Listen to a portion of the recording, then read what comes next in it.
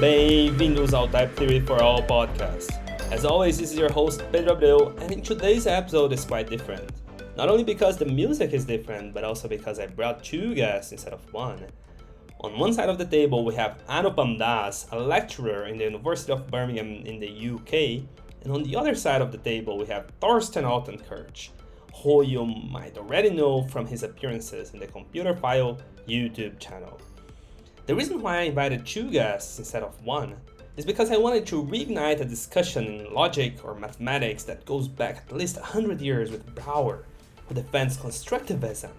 Constructivism is the necessity of finding a specific example of a mathematical object in order to prove that an example exists, in contrast with the classical mathematics, in which one can prove the existence of a mathematical object without finding that object explicitly. And yes, I took that explanation directly from Wikipedia, sue me.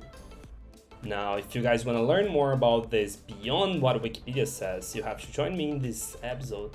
Let's get into it!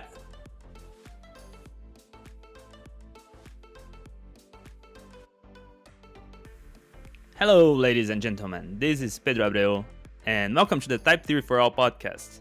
Today with me, I have two very nice guests. One of them is Anupam Das, a lecturer in the School of Computer Science at the University of Birmingham. I already introduced you last episode, so I'll keep this short today, Anupam. Welcome. And the other guest is Thorsten Altenkirch, and he is a professor at the University of Nottingham. His main research interest is in the application of constructive logic and computer science.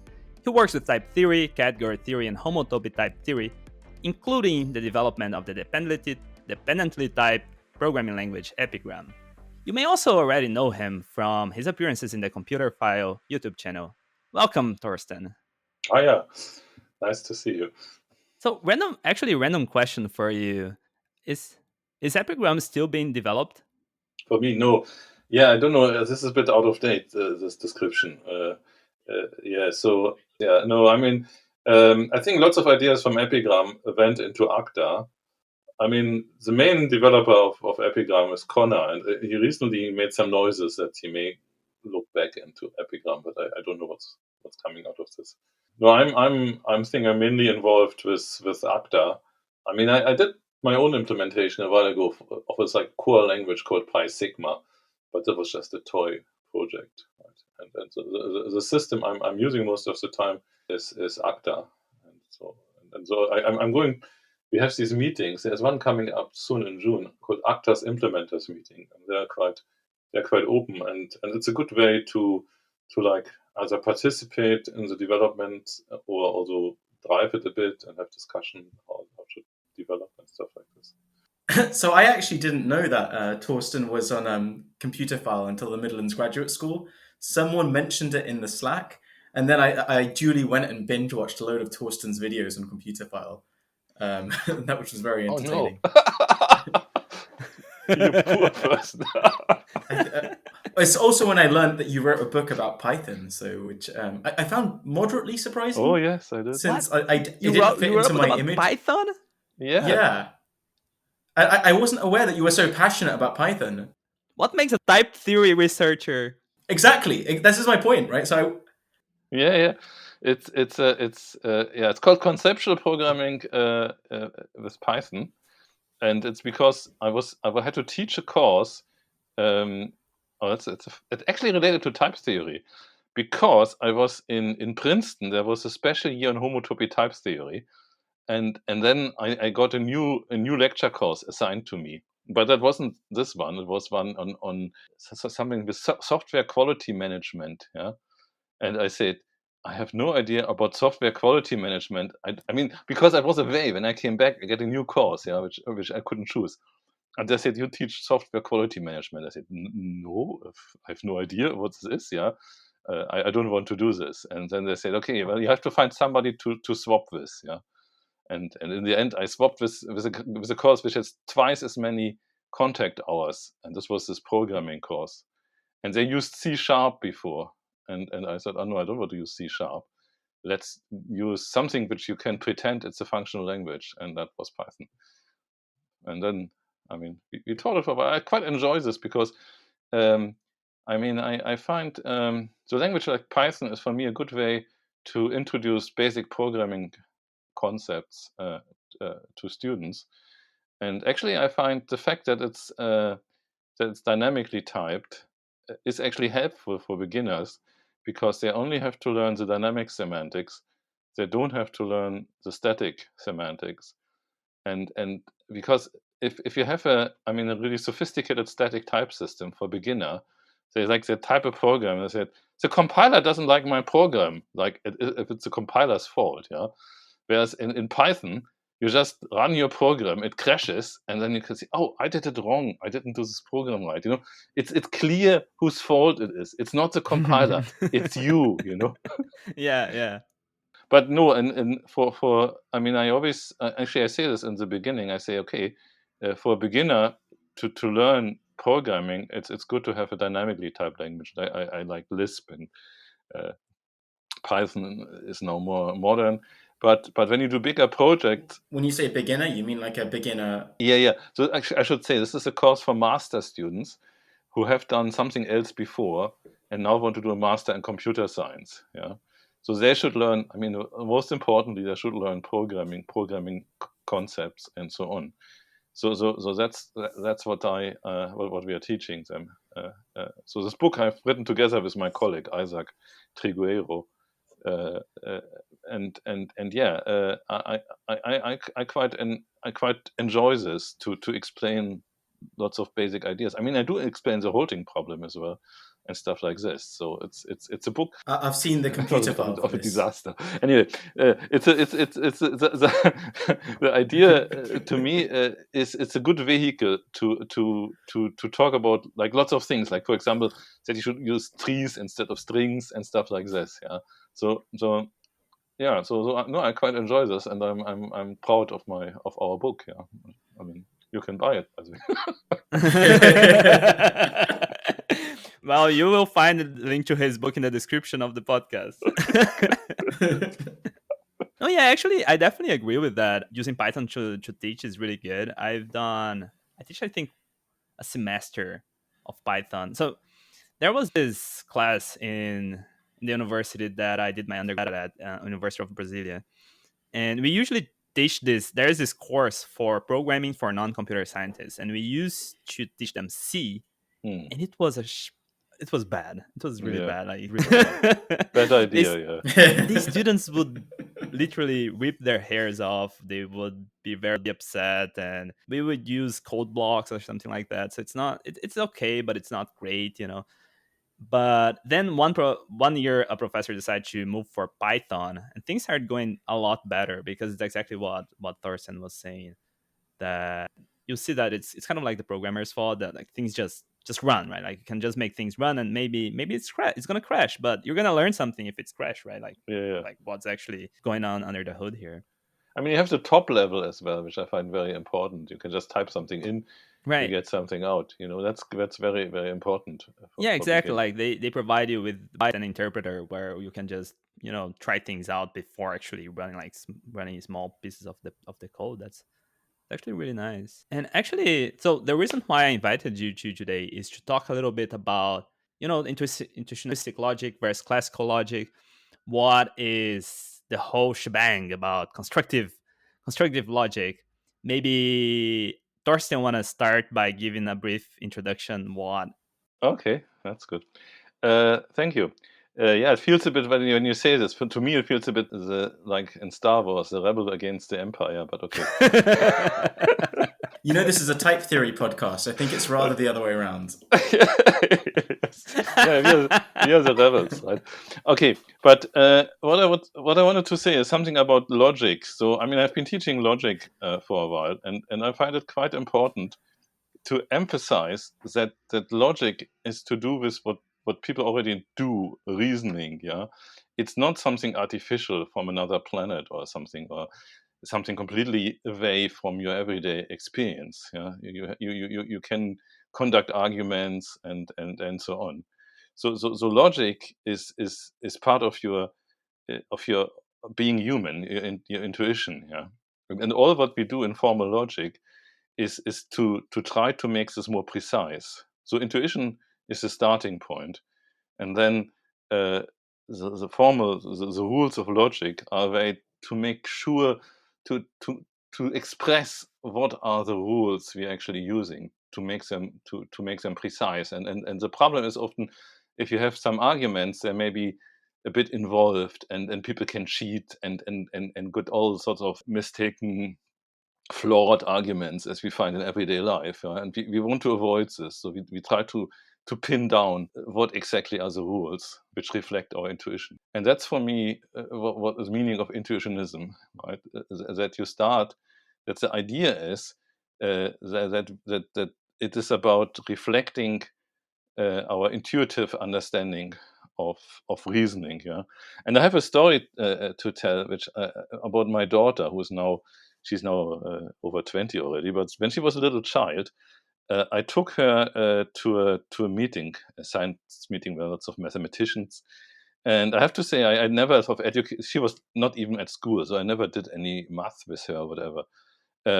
Or maybe she just started school. And then one of the mathematicians asked her, I said, like, had a little test and said, like, what do you think, what is the biggest number? And she thought for a moment, and then she came up with this answer, which really impressed me. She said, there isn't one, because you can always add one to it, and then there's a bigger one, yeah? I thought, I never told her this. I swear, I didn't tell her this, yeah? But she just understood from this intuitive idea what numbers are, and from the power of reasoning, she could explain that there is no largest number, right? And yeah, so that's the basic point to me. Now let me come a bit more to answer your question. So intuitionistic logic is based on this idea that that we, when we do mathematical constructions, when we talk about mathematical concepts, that we actually construct them. We're not like observe them, or we don't find them, but we make them, and that's a very important idea, and it's also what's called constructivism, right? And this has some consequences, because I mean, this is a philosophical idea, so this has got some consequences, because it sort of means that this is about constructions we make in our head. It's not about something about the real world. And now we have to be very careful when we do constructions in our head. It's a bit like telling a story. I mean, it has to be a consistent story, but it's a story. And hence, so there was this question about truth. So truth is not really what we are talking here about. So what we're talking about, we have shared intuitions which we want to share, which we want to communicate, and this is about constructions which we do in our head, which are like stories, and hence the question of truth is a bit inappropriate, I think. So it's better to talk about evidence. So this idea is that if you make a statement, then you should say, what do I need to do to convince you that the statement holds? I avoid saying is true, right? Because it's a fallacy. It's not about truth. It's about convincing, about communication, about constructions, and that leads to different logical laws than this idea. And this is classical logic, but maybe I should leave this to Anupam. But to me, classical logic is based on this idea that mathematics is like the real world. This is called mathematical realism. That these objects, they are there, and they're just discovered, and they're not constructed, and hence we can talk about the truth, because even if we don't know the truth, it's there somewhere, right? And to me, this is a fallacy. This truth doesn't exist. It's a construction in your head, which we don't need to communicate, and this has consequences. So there's more than one rule in logic which is inspired by this contrast in classical logic. I mean, one is the rule of the excluded middle, that every proposition, either P or not P, holds. Then there are other principles like the reasoning about power sets, and then famously the axiom of choice, which tells you if for every left sock there is a matching right sock, then there is a function which assigns right socks to left socks which are matching. Yeah, that's what axiom of choice, and that's a constructively very fishy idea. Okay, so so that's a I mean, I give a philosophical reason, but I think there's also, and that's important, also a pragmatic reason why I use intuitionistic logic. Because for me, as a computer, I mean, coming from computer science, it seems to be very natural to make certain distinctions and to care about, for example, whether a proposition is decidable and to be able to express this. And if I think about a function, to me, a function is something like in functional programming. I put something in, I get something out.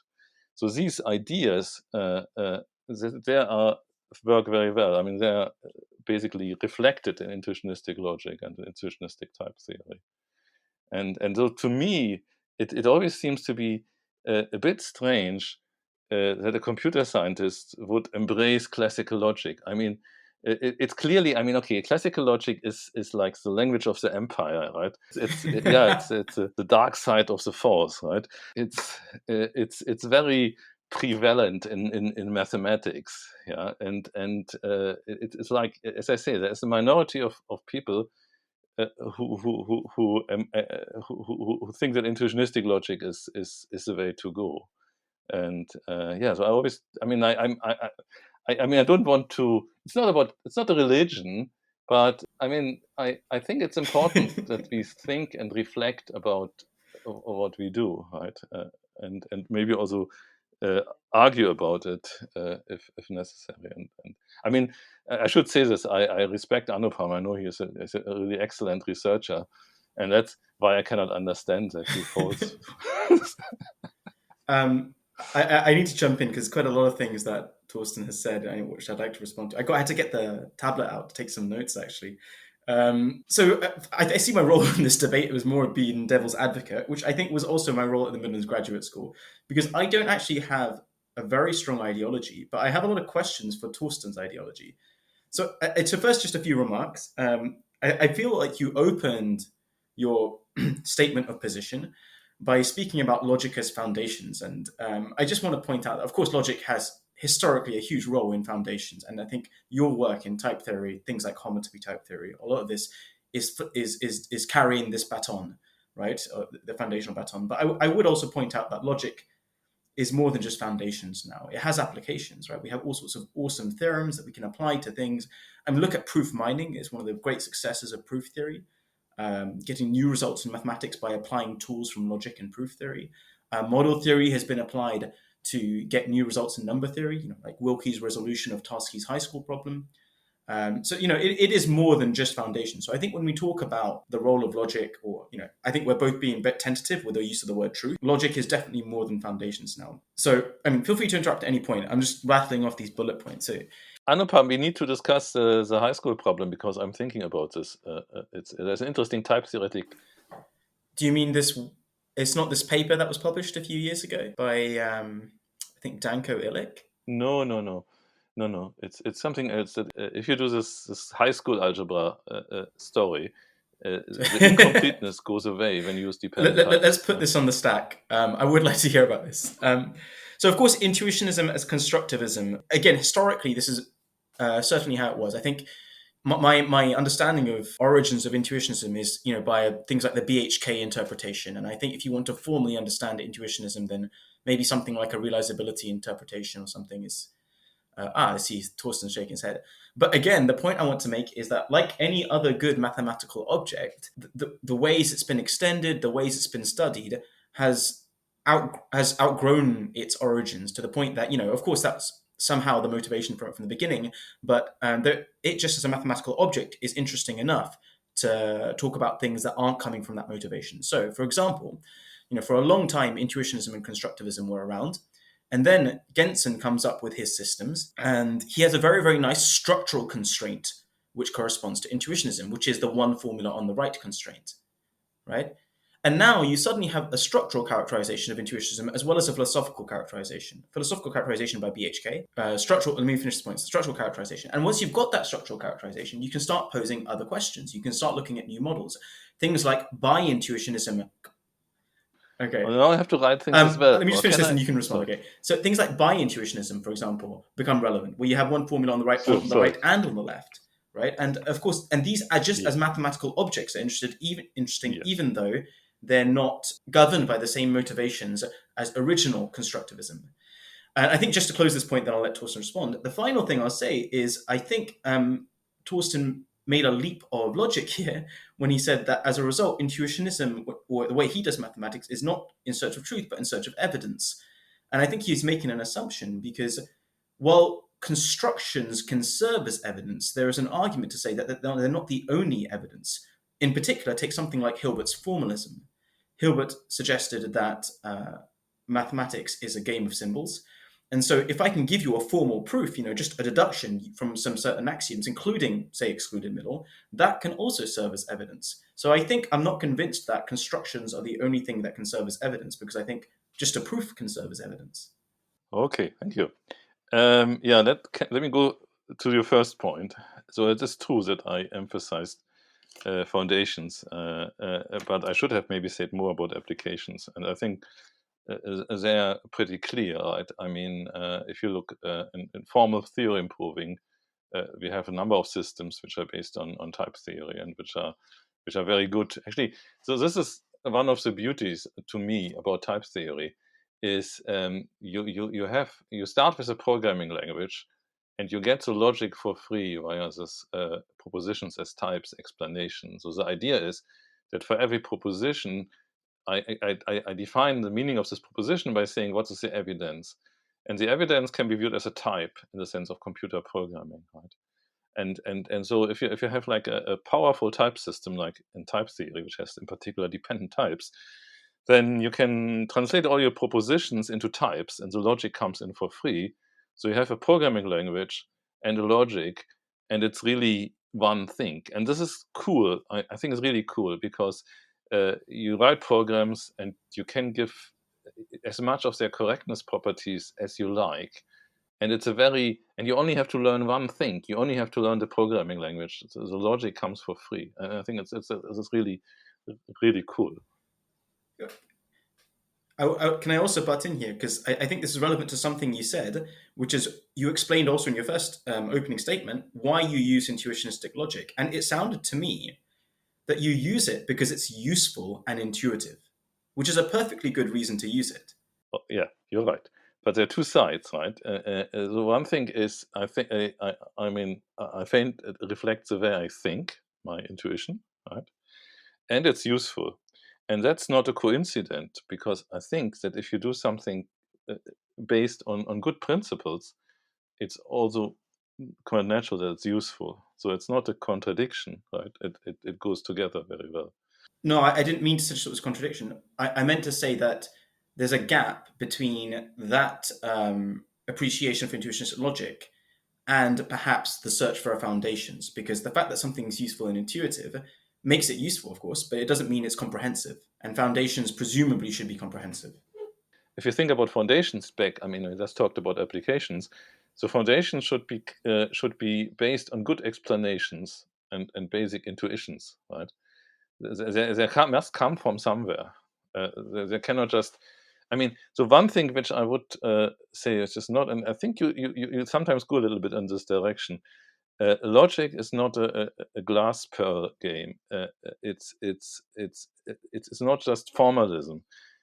Formalism comes second. First comes intuition and understanding and explanation. Then formalism comes to reflect it. Formalism on its own, if you have axioms or whatever, the basic principles, right? You mean for the axioms, to determine the axioms? Also the rules of logic and so on. I mean, this distinction. I mean, I should say in type theory there are no axioms, yeah, because like there are no. In a programming language, everything has to be executable. You cannot just say, I have a program, but I don't know how to run it. So yeah, in a sense, there are no. Sure. There are constructions which reflect the rules, certain then, ideas, not but necessarily they're the not axioms. I wouldn't call them axiom. Okay, let me just go, because you mentioned Gensen and the sequence calculus. Now, I don't think that so Gensen also developed natural deduction, and if you look at this from a sort of modern point of view, it's actually that intuitionistic logic is very, very natural from this point of view, because it corresponds to basic notions in category theory, and namely that these logical operators are adjunctions, right? So so they have in a way, classical logic is weird from the structural point of view, from this categorical point of view, because it doesn't really fit in very well. Yes, there is Gensen's sequence calculus, and in the sequence calculus, classical logic fits in more. Isn't that more a shortcoming of category theory, given how well behaved the sequence calculus is internally for classical logic? People have tried to capture this, and you mentioned bi-intuitionistic logic, where you make the intuitionistic logic more symmetric, yeah. But what you lose is what's called a proof-relevant interpretation, which is interesting for category theory. If you don't just want to talk about propositions, but actually on the notion of evidence, which may not be always a pre-order, but it can be a category, which I think is an important step. So I don't want to lose your audience. So I think that this is, I think, quite natural to think about the structure of logic, which correspond to the structure of programs, like products are like conjunction and so on, and it should work for both. And the classical one only works for the propositions. It doesn't really work very well for the proof relevant one. I mean, this is just a response to saying that classical logic is structurally better behaved than intuitionistic logic. I would say the opposite is the case. And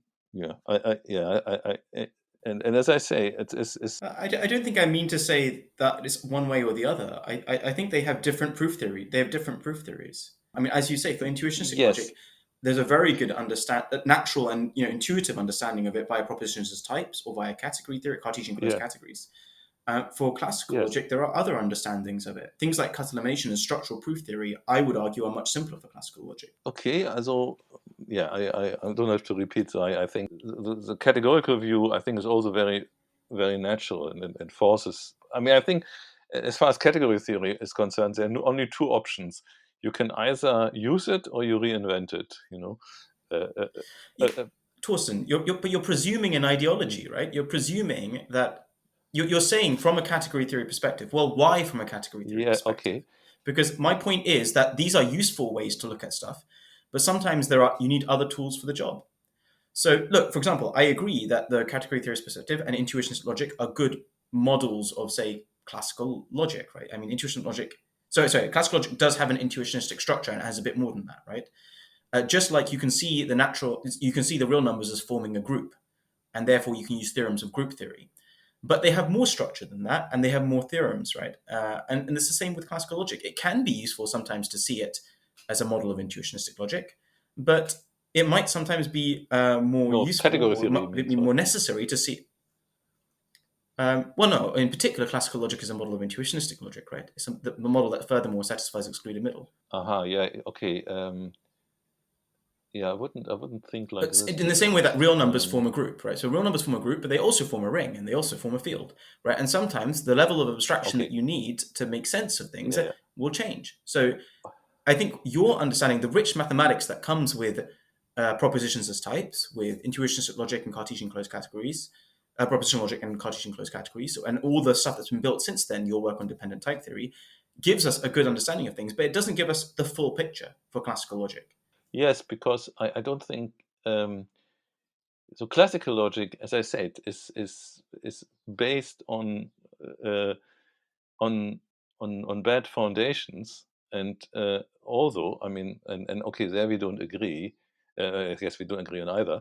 But on the other hand, it's from its sort of algebra, from its structural behavior, it is, I would say, okay, that's in the eye of the beholder, obviously, but it's less natural than intuitionistic logic.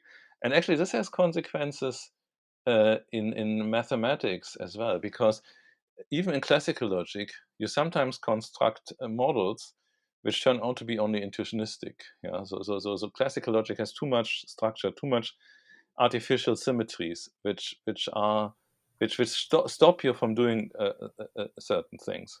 And yes, Can you give an example of what you're thinking of? So if you start like to do relativity, general relativity, you look at these what they call smooth manifolds and stuff like this, and if you investigate the structure of those things, you end up with what Grothendieck has invented, the theory of stacks. Yeah, and they are fit into an intuitionistic framework, but they're not classical. They're not models of classical logic. So what I'm just saying is that but that in agreement with you in a way, because you're saying intuitionism has more models in a way. Yeah, lots of things, lots of structures you discover in even in classical mathematics are models of intuitionism, but not of classical logic. And what this proves to me is that So your this is second now claim, going up a meta level, right? This is seeing yeah, but that's onto your claim that structurally, I think intuitionistic logic is better behaved than classical logic. So that's the point. So I think we've already debated on this, but I just to add something, I think there is a counterpoint. I think it's subjective. I can also say, you said algebraically and structurally it's nicer, but I can also say, well, look at the sequent calculus for classical logic. This is much more nice because it's symmetric. It has a duality about it, which we usually like to see in algebra. We like to see symmetry. We like to see that. And actually, that symmetry buys you a lot. It allows you to do some really interesting things. And so it seems to me to be subjective. If the tools you use, the tools you are used to, natural deduction or constructors and destructors or Cartesian closed categories, then yes, natural deduction for intuitionistic propositional logic will be a much more natural system for you. But if you're maybe I should say pure proof theorist, if you're a pure proof theorist and calculation is the tool that you're using, then I think classical logic is quite natural. Yeah, I mean you're obviously right. It is very much is a judgment to make, and has to do with your background, with your experience, with the way you acquired your intuition. So it's obviously. I would also say I don't think I want to follow a particular ideology, but I would like to have clear sort of explanations and have a good basis. But okay, my point. My point is that okay, you say a category that classical logic is more symmetric and hence better. And now, first of all, I would dispute your claim that category theory. I didn't say better. I said there's at least a counterpoint.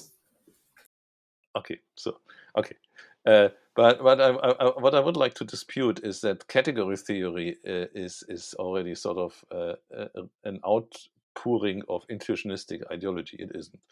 I mean, it was invented and was made for completely different reasons, mathematical reasons, right, with nothing to do with intuitionism. For algebraic topology, I mean, it was what Sonos McLean was working on.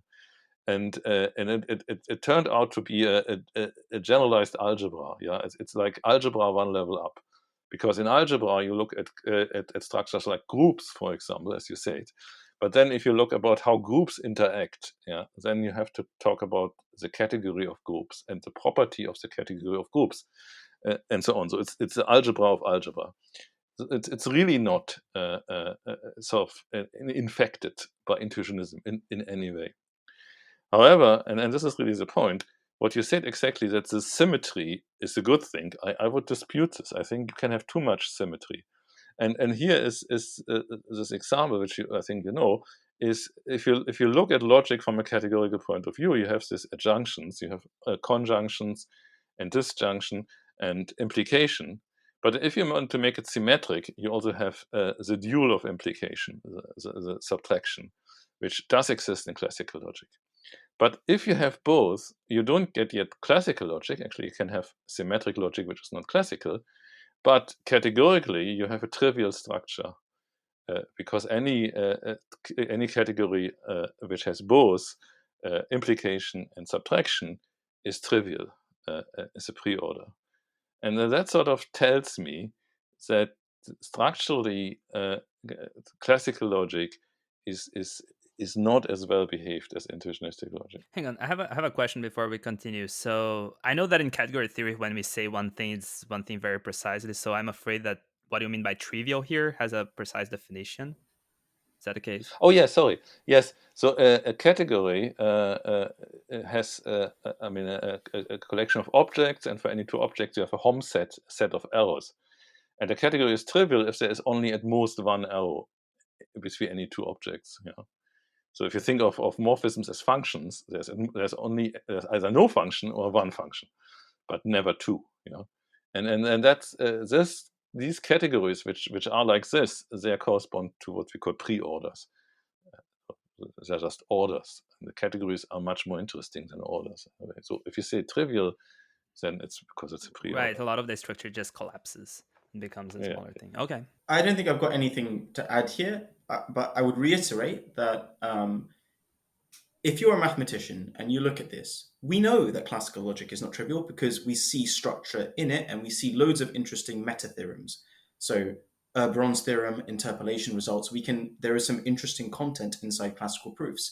So if someone is trying to model it and they can't get a good model using a certain technique, it doesn't mean that the thing that we know is non-trivial is trivial. It means that the technique is probably the wrong way to think about it. So in this case, the formalization using category theory is probably incorrect. I mean, it's not really. It's not a formalization. I would say category theory as the algebra of algebras is sort of, as I say, it really forces itself upon you. I don't think there is. I would say I find it difficult to see a good alternative. But okay. But I also wanted to say there is lots of. You don't actually need classical logic so much. I mean, or ever. Because, here's another story about why I prefer intuitionistic logic.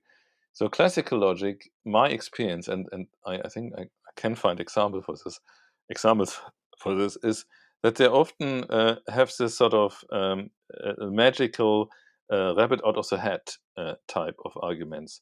So I see a classical argument, whatever, every complete order has a fixed point or whatever. And it's a bit like, oh shit, yeah, this works. Oh yeah. But in a way, I find I'm still a bit lost. I don't see it's a bit magic. Whereas intuitionistic proofs, obviously there can be bad proofs as well, badly explained and so on. But what often happens is that if you do a proof constructively, it tells you much more about why it holds. Yeah, it gives you this construction. And even classical mathematicians, Right. they often say, yeah, but now we found a constructive proof of this, which has a better explanatory power. Yeah, I'm not disputing any of this. But do you deny that the classical proof demonstrates the truth of the statement? yeah, that's exactly my point, right? Which I tried to make in the beginning. That the whole idea of truth is a bit problematic, right? It's a construction you make in your head, yeah. And now you say you use an argument that the things you make in your head are like things in the real world, and I don't buy this, right? So okay. So classical proofs are a bit, to me, are a particular form of lies, yeah, which sometimes turn out to be true. I mean, you may use something, some principle which I don't accept, but you get the conclusions are still okay, yeah. So I'm not saying that everything which is done in classical logic is automatically wrong, but it sort of fails to convince me of that's a valid argument. I think this brings up a very straightforward question, which is what is so intrinsically unconvincing about excluded middle for you? And can I just add one more thing, since Thorsten mentioned it earlier?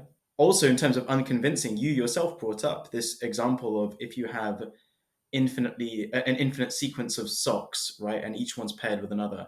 And of course, the counterpoint to this is, well, if you gave me shoes, it would all be fine, wouldn't it? Because I just have left and right, so I wouldn't have to choose anything. And really, can you? For me, this is a problem, right? Why is it so different between socks and shoes? Yeah. I think you think of it. I shouldn't use the socks example because it's been used before in a different context. But anyway, yes. So classical reasoning. So first of all, the principle of excluded middle, which says for every proposition we have P or not P, is not on its own problematic intuitionistically, and because we can. The question is the or in this junction in intuitionistic logic means if you say P or Q, you also mean you know which one. Yeah, it's either P or Q. So evidence for P or Q is either evidence for P or evidence for Q. In classical logic, P or Q is equivalent to it cannot be that both are false, right? Not P and not Q. Yeah. So P or Q is the same.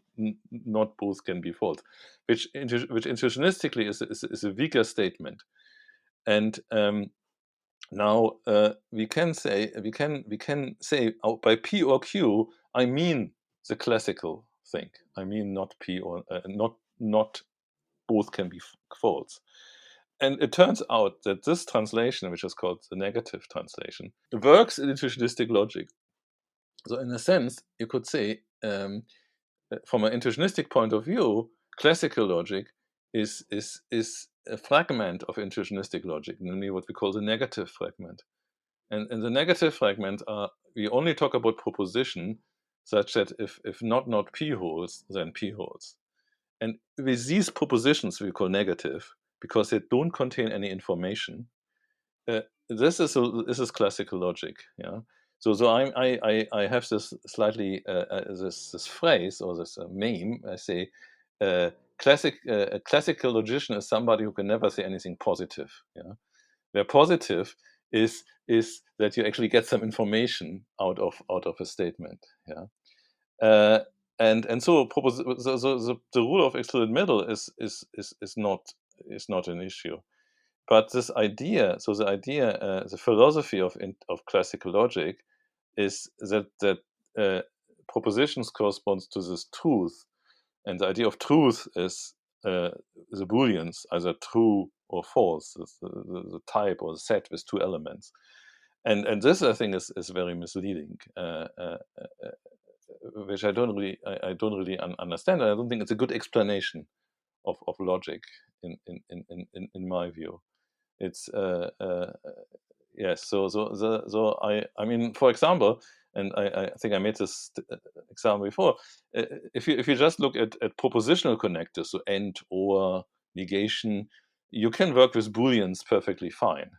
But to me, as soon as I do predicate logic, I say for all natural numbers something holds, so for all or they exist. Then I find it you cannot. I mean, if you say for all xn P of n holds, and P of n assigns to every natural number a Boolean, then you still don't know the Boolean which this statement corresponds to. So I find I like to give an explanation which for every proposition assigns a meaning. Yeah, okay, assigns. I mean, I can get it. You show it me. Obviously, that's constructive again. And that's not the case in classical logic. I mean, you say there is a Boolean, but I don't know which one. And for me, this is also because I'm a programmer, the type of Booleans is very clear. And if you have a program of type bool, then I can look at it and it is either true or false and not something I don't know. Yeah. Okay. So Thorsten and I actually had some email exchange about these particular subjects, and I'll reiterate some of the stuff that I've already said to him in private, which is, okay, I don't know I can't remember exactly how you phrased it just now, but I feel like you said two things which you implicitly made to be the same thing. You said one thing, which is there is the negative translation. And by this, I believe you meant the Gödel-Gentzen negative translation, which, as you say, translates P or Q into not P and not Q. right? And then you also talked about the set of formulas that intuitionistic logic can prove double negation for.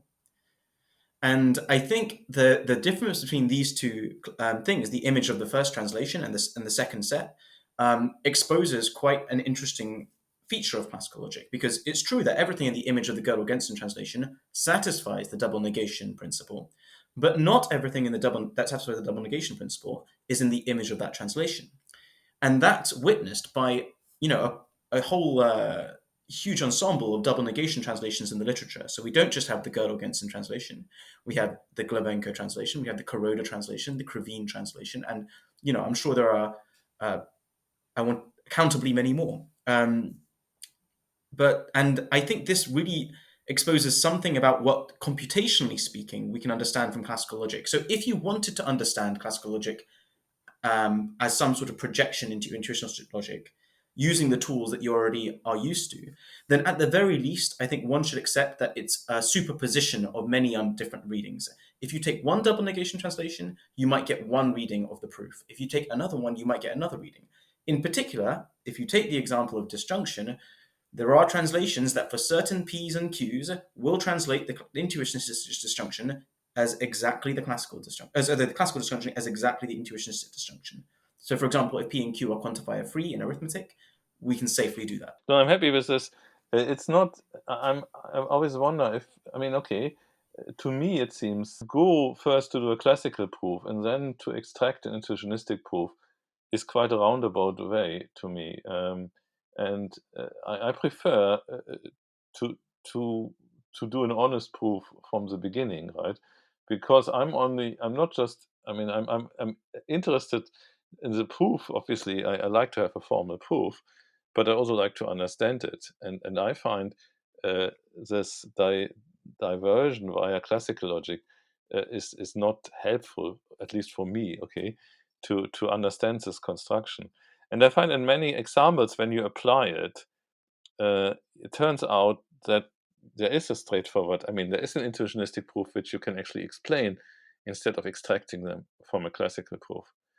And actually, it's often interesting that you have a statement, as a classical statement, often, okay, now we talk more of the axiom of choice, which has thus to do, the fact that it's classical has to do with there were not enough input, there's not enough structure in the statement. And if you add the structure, which I think once you see it, it's quite natural, then the need to use axiom of choice, excluded middle, all these brutal steam hammer tools, it turned out they're not really needed. Yeah. So yeah, I am completely in favor of logicians and mathematicians trying to get rid of tools that we don't need to prove a particular theorem. Knowing that something can be proved constructively is always a good thing to do, just for mathematical reasons. I think, but going back to what you said, why do we start with the classical proof at all? Why not just be honest from the get-go? I think, so putting aside the question of truth, I'll focus on one particular answer, which is it could just be useful.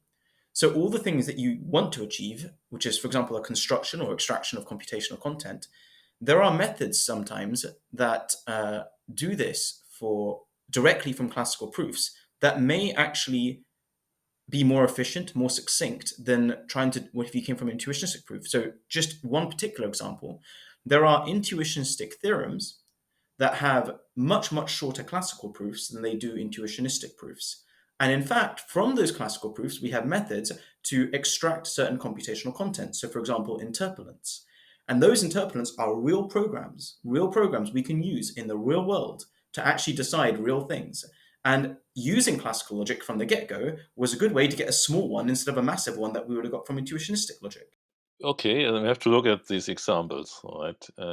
So let me say something maybe more positive about classical logic. So I do actually agree that can be useful, even using the steam hammer tools can be useful, because there is an intrinsic problem with intuitionistic logic. It's very useful to make lots of differences, to be very precise. But sometimes you want to look at things from a distance, and you don't want to make all these subtle distinctions.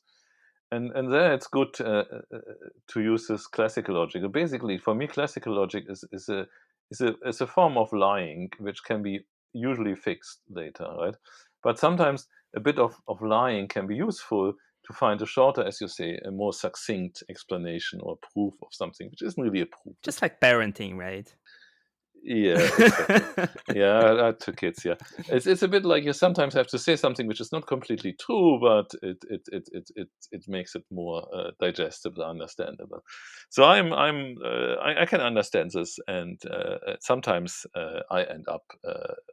I mean, I do some construction which seem to be quite obvious to me, and then I discover, oh shit, I used the axiom of choice here. Shit, oh, feel guilty. Obviously, I have to go in my cabinet and then do lots of praying to the gods and to be cleaned of this sinful. Yeah. So yes, so that happens. Yeah, happens to the best of. I mean, not the best, but anyway. So yeah. So I do see the destruction and to me. I think, and maybe we can agree on this, because Anupam isn't a strong anti-intuitionist, I sense. That it can be. I think it's good to know both. Yeah, it's good to have this ability to see things from a distance, to cheat a little bit, but then you should also know. Oh, I can go closer. I can be more precise, and I can actually be constructive, or I can at least try to be constructive.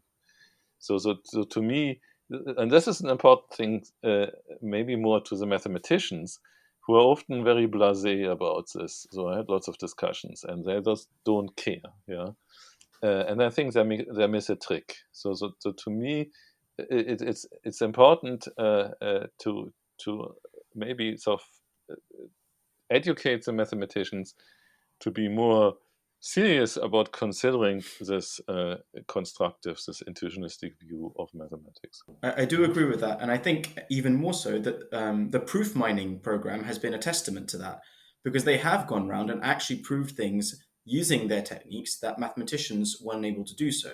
So just by mining classical proofs, they were able to get actual bounds that the mathematicians weren't aware were sort of somehow hiding in the proof, because they were able to use a mixture of real mathematics and actual logic and proof theory to constructivize certain proofs. My question is, can you always translate a classical proof to an intuitionistic proof? No, I mean, okay, so we Not talked to the about same the theorem. principle. Yeah, no, but we talked about the principle of excluded middle, which is rather harmless because of these negative translations, as Anupam remarks. But there are other principles which are more problematic, and one of them, okay, are the power sets, which are problematic if you're a predicative intuitionist.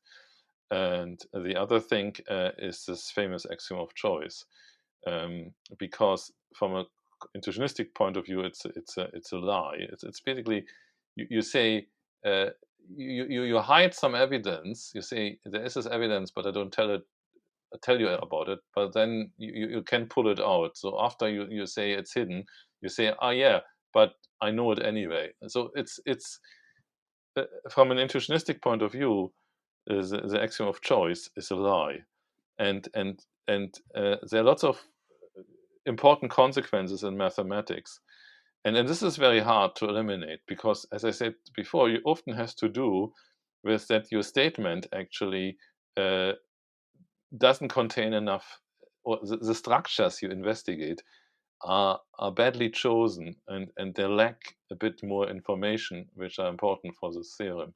But it seems to me that they actually, in a sense, when you have the axiom of choice, then when you have a classical logic, then you have more power. You have more Yes, proof power, right? yes. Yes, you can prove lots of. I mean, actually, you don't. Once you have axiom of choice, you have automatically classical logic. So it's a consequence. So that's good. Having more power, you can prove more things. That's good, right? Well, I would just like to say it depends on your reading of intuitionistic logic here. If you take a BHK reading, then choice should not be too cumbersome. Yeah, well, that's a confusion. Sorry, the choice. What we mean by axiom of choice in mathematics is not the type theoretic axiom of choice, which is provable. The axiom of choice is is where we talk about Oh, propositions. sorry. You mean when you have a sequence? It's like the socks example. You mean it like this? So you have a sequence of non-empty sets, and you want to get a function that picks out an element from each of the sets. Right. Yeah. So Okay. the point is that in the premise, if you say for all exist, the existence statements is just a proposition. So there's nothing more to say about it, but that it holds. Yeah. But in the conclusion, you say there is this proposition, and I can pull out the evidence out of this proposition. Right? And that's a lie, because I just said I'm not telling you the choice. So the constructive interpretation. Okay, the question is, how do we interpret exist? Yeah, if we interpret exist as a evidence, I mean, as a type theoretic, as a sigma type, as a pair of evidence and the proof, then you're right. The axiom of choice is provable. It's trivial, but it doesn't correspond to what people mean by the axiom of choice. Yeah, and the meaning of the axiom of choice is recovered by say. No, by existence we mean something where we forget, we hide the evidence. Yeah, and the axiom of choice says, yes, you have hidden the evidence, but I found a hole, and I can see it anyway. It's a lie. Yeah, I mean, constructively, it's a lie, and this lie has got lots of consequences. There are lots. I mean, excluded middle is a consequence of this version of axiom of choice, and this is the Diaconescu construction, which is quite interesting. But there are lots of other statements in mathematics which rely on this axiom of choice, and they don't, unlike the excluded middle, they don't have at all a constructive explanation. I mean, okay, there are cases where you can recover it by proof mining and so on, but in general, you can find statements where we really don't know any constructive explanation, right? It's possible that it exists, you never know, but we don't have it. So axiom of choice is really very problematic from this constructive point of view. I think Anupam was going to add something. No, I agree that this is a problem from the constructive point of view. No, I think we're closing soon, but I did have I just remembered a question, which is your concern with classical logic. So far, you've talked about it because you don't understand it and you want to have a good interpretation of it. I was just curious, do you also have problems with it from a foundational point of view? Like, do you fear a foundational crisis in classical logic through things like impredicativity or other axioms? Now, yeah, look, I mean, I like to have things which make sense to me, and maybe that's subjective. And as I said, to me, the classical philosophy and the rules which follow in it, they maybe I'm just not clever enough, but I just don't understand it, and I prefer things which I understand. Yeah, I mean, you can always say, oh yeah, we use whatever classical logic with, I mean, Zermelo Fraenkel with choice, and do you think it's inconsistent? I think maybe not, because has been around for a while. Lots of people have tested it. Yeah, so I guess it's bug free. Yeah, but that's not. This is like a empirical argument. Yeah, it's like testing. Yeah, and I think I'd rather like have a good reason, a positive reason, why I should believe something. Yeah, and there Well, the okay. ZFC stuff is beyond me. Yeah. Can I point out, just from a meta point of view here, any consistency problem you have with, say, for example, piano arithmetic also is equivalent to any consistency problem you have with Heiting arithmetic, provably constructively, Sure. right? Yeah. No, I know. Arithmetic is harmless. No, but that's the A translation, the negative translation, and so on. There's no problem at all. Yeah. That is exactly, if you try to do the same for the axiom of choice, you fail. That's the point, right? Okay. The negative translation of the axiom of choice is not constructively. I confess I haven't thought about this matter so much. Yeah. No. It's certain things, as you say, can be easily justified constructively, and other things not. And okay, one thing are power sets, quantifier over all subsets of an infinite set, and the other thing is the axiom of choice. And I have a feeling that these both are somehow related, and I don't really understand exactly how. but there's I think there's a relation. So it seems to me, as a wrapping up, some sort of conclusion, is that I don't know what my takeaway from this whole discussion is that classical logic is almost like this fun playground where you're more permissive, you can do a bunch of stuff, and according to Thorsten's point of view, it's like some of those stuff is not really that true. Some of those stuff is not actually makes that much sense, right? Can I have another? I think it's maybe a playground, but then there is some heroin, Okay. and the classical logic or axiom of choice is a bit like heroin, it seems to make you very happy, but in the end you realize it's not really something is wrong with it, yeah. And so the axiom of choice is like the heroin of mathematics. That's maybe a better explanation. And yes, I want the kids to play, but I rather keep the heroin away from them. Right. So that's where I was going towards, is that okay, you can do a lot with classical logic, but some of those things are not, actually that fun. It may seem at first, but eh. However, most of the things that we can, well, maybe it's a too bold of a claim, but a lot of what we can do with classical logic, we can also do in constructive mathematics with intuitionistic logic.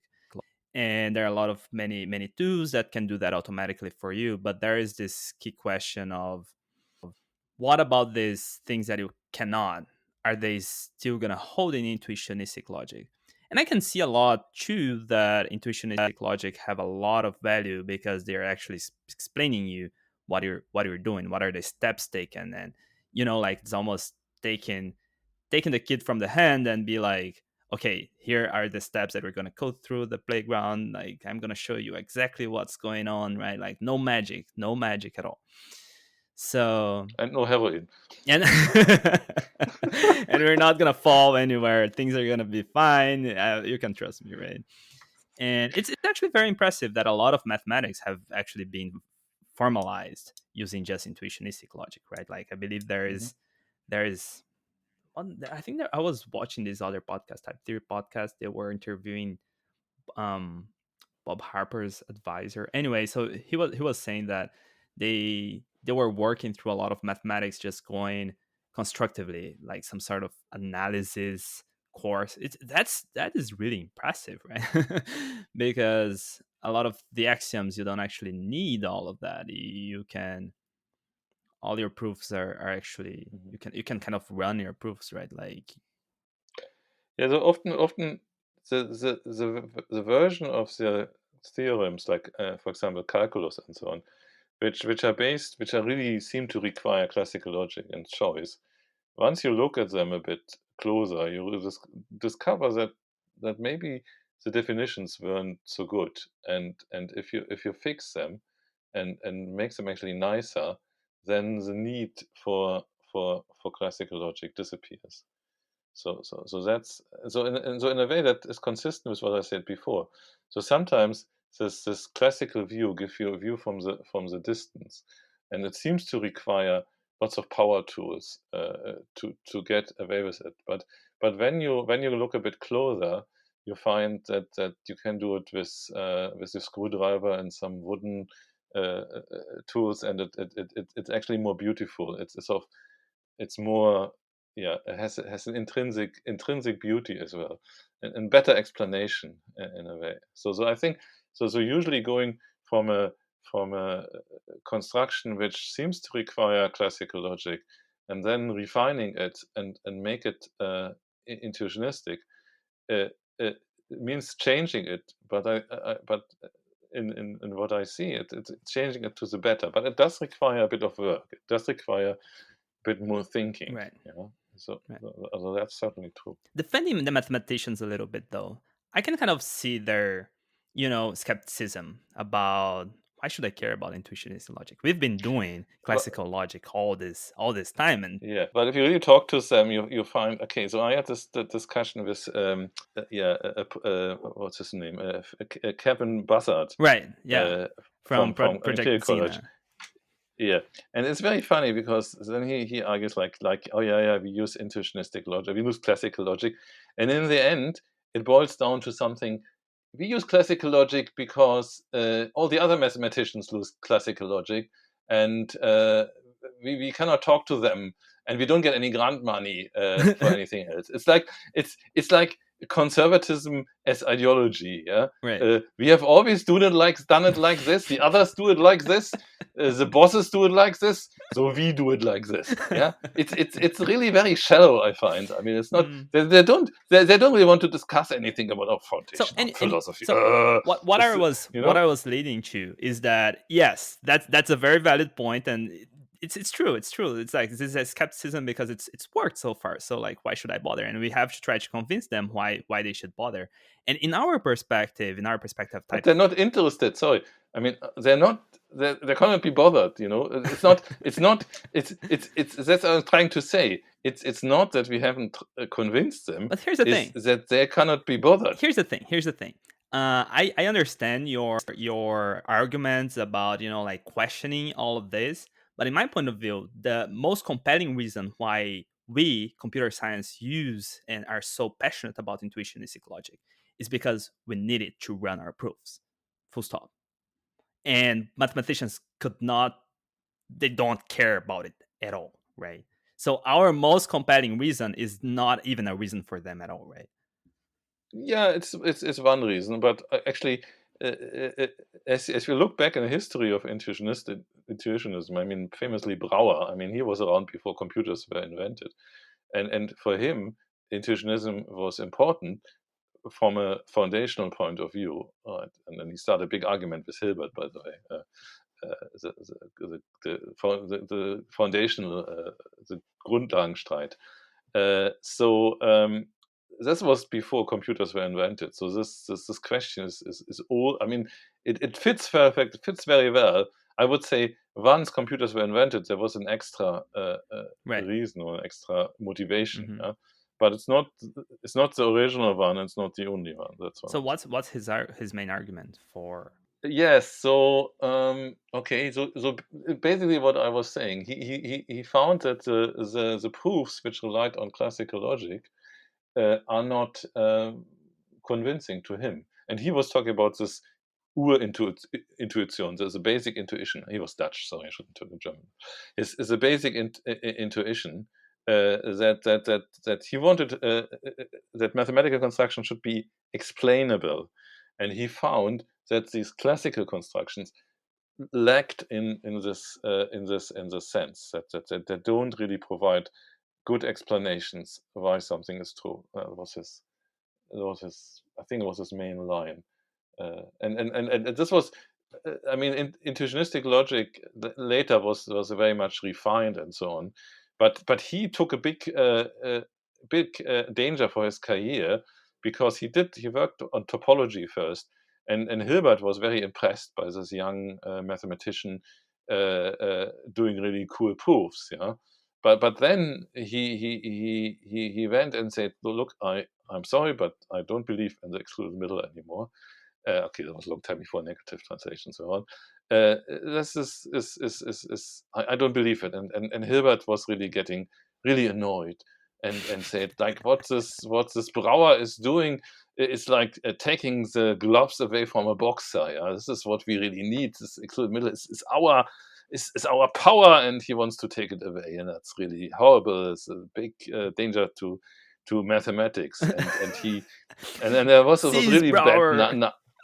Yeah. No, he got fired from a journal, editor of a journal and stuff like that. It was really they were not good friends after this.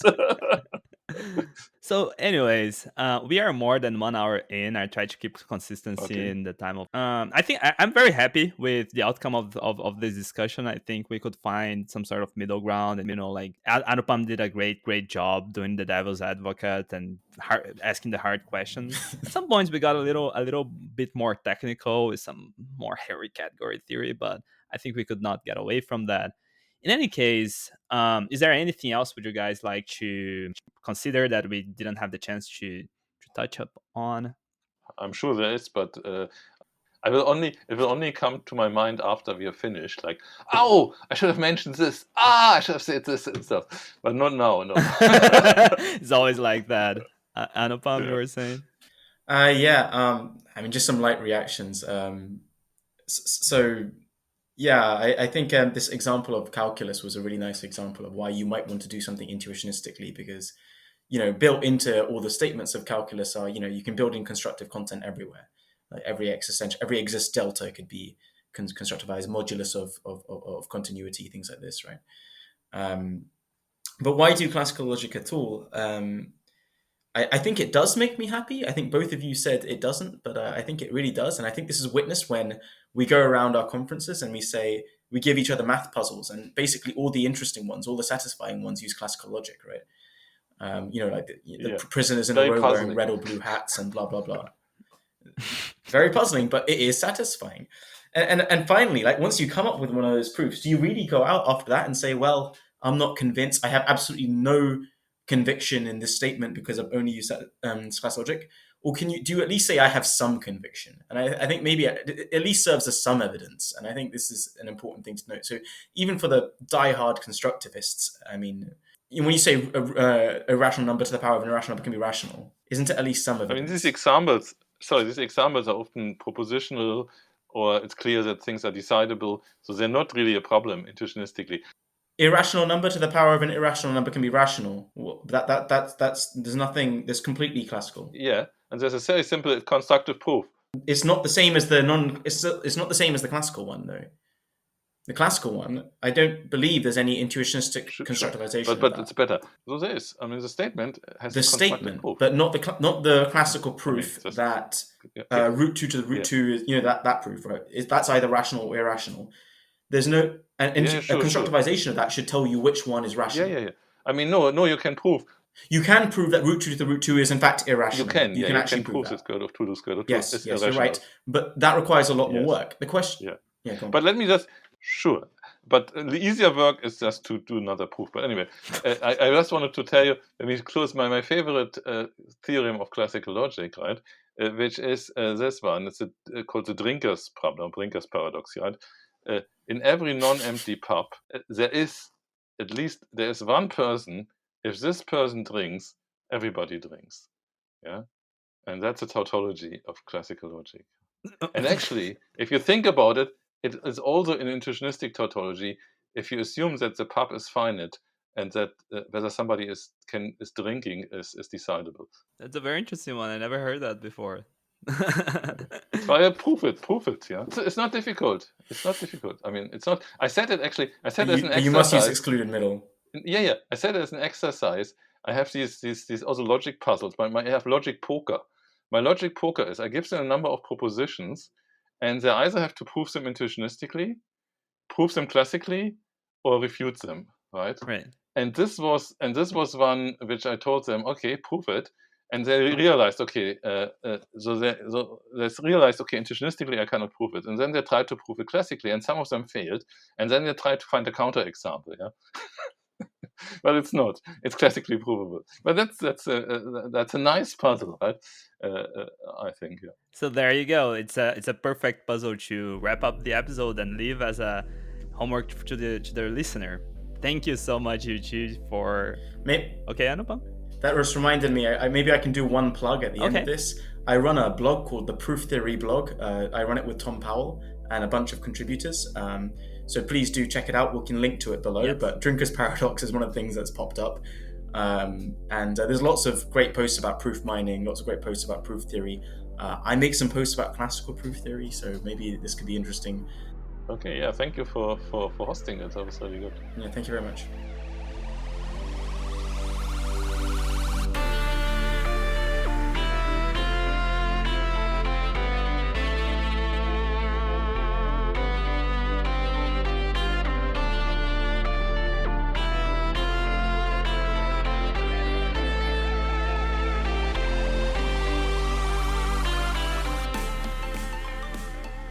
Well, that was it for today's episode. I hope you guys enjoyed it as much as I did.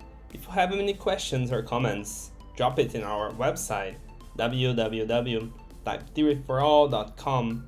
Make sure to subscribe in whatever platform you use to listen to this podcast. We are on Spotify, iTunes, Google Podcasts. And if you guys cannot find it on your favorite podcast platform, please let me know and I'm gonna ensure I'll put it there for you. You may also be interested in following me on Twitter so that you know when the next episode comes out, because I myself don't know when the next episode comes out. My Twitter handle is p_Abreu0, the number 0. So like Pedro Abreu, my full name without the E for a underscore.